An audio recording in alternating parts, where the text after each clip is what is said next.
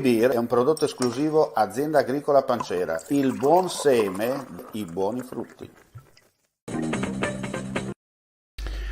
Con l'avvio del nuovo impianto Sfere, l'acciaieria ABS entra in una fetta di mercato che aumenta la sua competitività a livello mondiale, dimostrando capacità e lungimiranza nell'innovazione tecnologica e di portare anche l'industria pesante verso una svolta sempre più ecologica.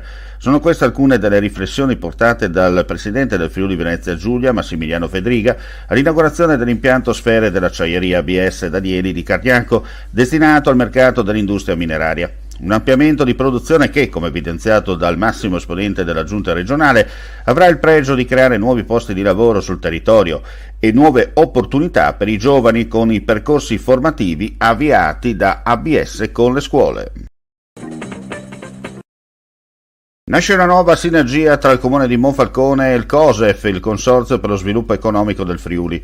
Nel corso dell'incontro avvenuto tra il sindaco Anna Maria Cisinta e il presidente del consorzio Claudio Gottardo sono stati affrontati i temi che vedono al lavoro i due enti per poter dare delle risposte al territorio su portualità, retroporto, interporti e logistica.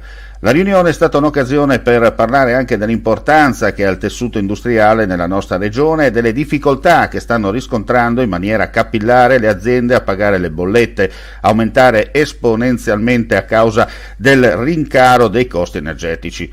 Unità di intenti tra il sindaco e il presidente, cogliere le opportunità che offre il sistema intermodale, soprattutto in vista dell'istituzione della zona logistica semplificata approvata dalla Regione lo scorso aprile, ambito in cui le cooperazioni risultano indispensabili.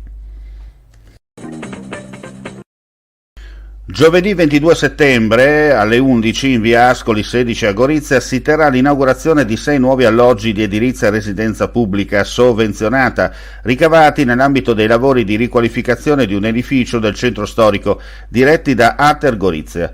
All'evento interverranno il presidente della regione Massimiliano Fedriga, l'assessore alle infrastrutture Graziano Pizzimenti, il primo cittadino di Gorizia Rodolfo Ziberna e il presidente di Ater Gorizia Fabio Russiani.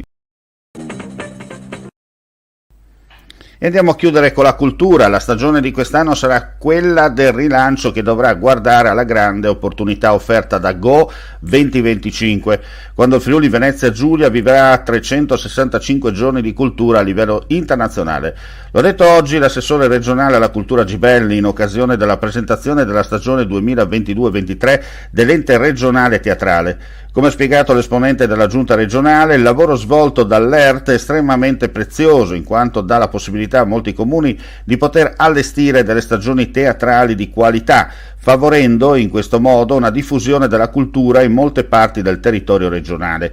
In questo senso l'assessore ha detto di aspettarsi un'importante risposta da parte del pubblico, in quanto desideroso di recuperare, dopo le ristrettezze imposte dalla pandemia, gli spazi di condivisione e di partecipazione nell'ambito culturale.